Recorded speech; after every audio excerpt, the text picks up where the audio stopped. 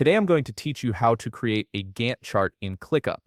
This is a fantastic way to visualize your project timeline and see how all your tasks connect and overlap, making project management much more intuitive and organized. First, open your browser and head over to ClickUp.com. Once you're there, go ahead and log into your account using your credentials. This will take you to your main ClickUp dashboard where all your workspaces and projects are housed. Now, on your panel, locate and click on Spaces. This is where all your different workspaces are organized.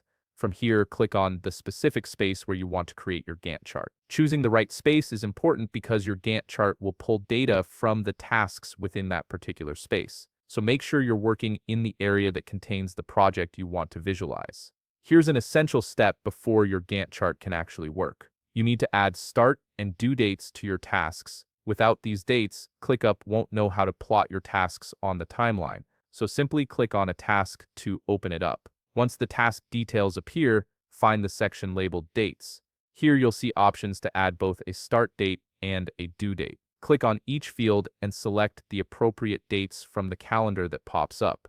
This tells ClickUp exactly when this task begins and when it needs to be completed. Now repeat this process for all the tasks you want to show on your Gantt chart. Yes, this might take a bit of time depending on how many tasks you have, but it's absolutely crucial. Take your time doing it and ensure every task that's part of your project timeline has both a start and due date assigned. This step is what makes your Gantt chart meaningful and accurate. Once you're done adding dates to all your tasks, click on View at the top of your screen. This button gives you access to all the different ways you can visualize your work in ClickUp.